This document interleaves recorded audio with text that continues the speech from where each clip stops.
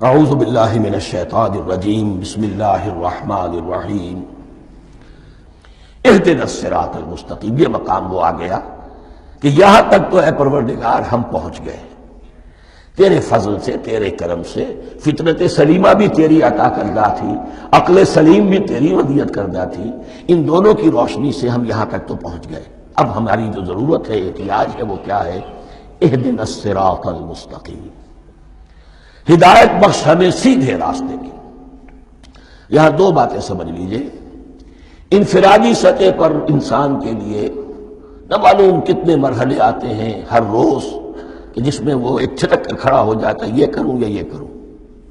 دو alternative سامنے آ رہے ہیں، فیصلہ کرنا مشکل ہو رہا ہے۔ قدم قدم پر ہدایت کی ضرورت ہے۔ اور اجتماعی طور پر نوع انسانی تین بڑے بڑے تمدنی مسائل میں واقعہ یہ ہے کہ تسلیم کر لیا جانا چاہیے کہ عقل انسانی اس کو راستہ نہیں دکھا سکتی۔ عام معاشرتی سطح پر مرد اور عورت کے درمیان حقوق اور اختیارات کا کیا توازن ہو، ناممکن ہے، انسان طے نہیں کر سکتا۔ انسان یا مرد ہے یا عورت ہے۔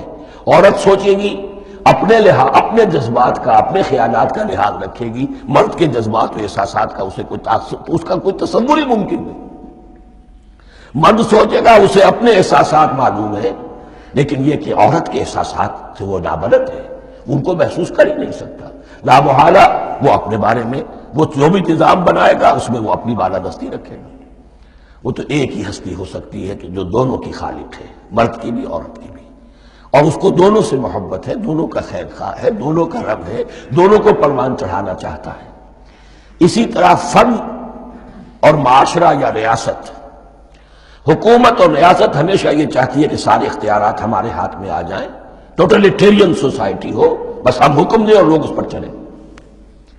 افراد یہ چاہتے نہیں، ہمیں آزادی ہونی چاہیے۔ اب آپ دیکھیے کہ دنیا میں کتنے جھگڑے چلتے ہیں اسی پر، فریڈم فریڈم فریڈم۔ وہ فریڈم واقعتاً اپنی جگہ پر ایک شے ہے، افراد کی آزادی ہونی چاہیے، لیکن افراد کی آزادی اتنی نہ ہو جائے کہ وہ مادر پدر آزاد ہو جائے، کوئی قانون، کوئی قاعدہ، کوئی اخلاقی، کوئی حدود اور قیود جو ہے ان کا پابند نہ رہے۔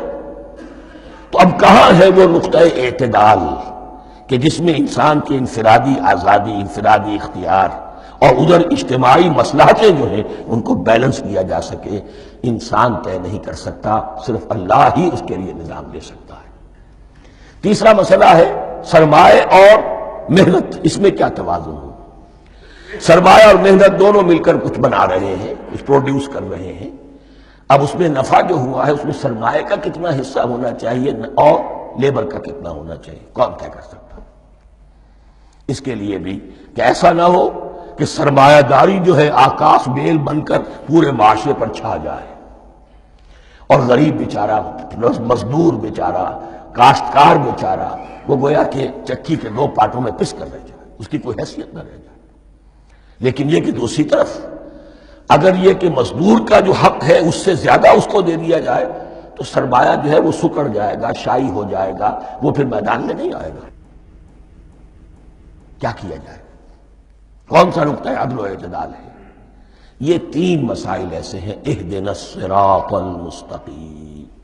تو یوں سمجھیے کہ ایک جو بنیادی ہدایت تھی، ایک اللہ کو پہچان لینا، یہ جان لینا کہ کل حسن و جمال اور تمام انعام و اکرام کا منبع اس کی ذات ہے، وہ رحمان ہے اور رحیم ہے، اور یہ جان لینا کہ مرنے کے بعد جی اٹھنا ہے، حساب کتاب ہے، فیصلہ ہوگا جزا و سزا کا، اور مختار مطلق اس دن کا اللہ ہے۔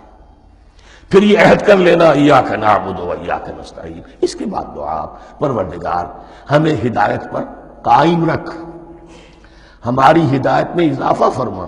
اس ہدایت کے لفظ کو سمجھ لیجئے، بنیادی ہدایت، تفصیلی ہدایت، قدم قدم پر ہدایت، ہدایت پر ہدایت۔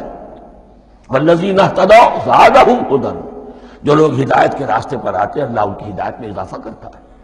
تو یہ قدم قدم پر ہمیں ہدایت کی ضرورت ہے اور مرحلہ وار ضرورت ہے۔ ہدایت اس کو بھی کہتے ہیں کہ کسی نے آپ سے کوئی پتہ پوچھا، آپ نے کہا ادھر جانا، پھر دوسری گلی میں مڑنا، پھر جانا دو تین لائٹیں چلے جانا، پھر مڑنا، وغیرہ وغیرہ، یہ بھی ہدایت ہے، نظری طور پر آپ نے بتایا ہے۔ ایک ہدایت یہ ہوئی کہ بھائی میں چلتا ہوں آپ کے ساتھ، میں آپ کو وہاں تک پہنچا دوں گا تاکہ آپ کو دقت نہ ہو. آپ نے منزل تک پہنچا دیا. ان دونوں کے درمیان، یہ تو میں نے ایک فرد کی مثال دی ہے، اللہ اور بندے کے درمیان نہ معلوم کتنے مراحل ہیں ہدایت کے. تو کسی وقت بھی انسان اپنے آپ کو ہدایت خداوندی سے مستغنا نہیں سمجھ سکتا، اور نہیں تو پروردگار جو ہدایت دی ہے اس کو ہدایت پر قائم رکھ. کیا پتہ شیطان کا کوئی حملہ، کیا پتہ ہمارے نفس کی کوئی شرارت کسی ایسے رخ پر ہمیں ڈال دے کہ اب تک کی ساری کمائی بھی ضائع ہو جائے. لہذا یہ نہ سمجھیے کہ جب یہ ساری چیزیں ان کو معلوم تھی، وہ ان چیزوں کا تو اقرار کر رہے تو اب ہدایت کون سی مانگ رہے ہیں. تو ہدایت کا تو بڑا میدان کھلا ہوا ہے، اور اس ہدایت کی وہ جو میں نے آخری شکل آپ کو بتائی ہے کہ منزل مقصود تک پہنچا دے، یہ ہدایت بھی قرآن مجید میں اس معنی میں بھی لفظ آیا ہے کہ اہل جنت جب جنت میں داخل ہوں گے تو جو ترانہ حمد ان کی زبان پر اس وقت ہوگا وہ کیا ہے؟ الحمدللہ الذی ہدانا لہذا وما کننا لنہتدی لولا ان ہدانا اللہ.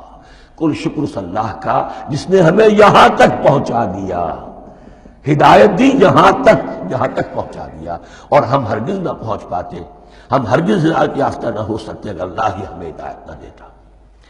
اہدنا الصراط المستقیم، سیدھا راستہ. صدق اللہ العظیم.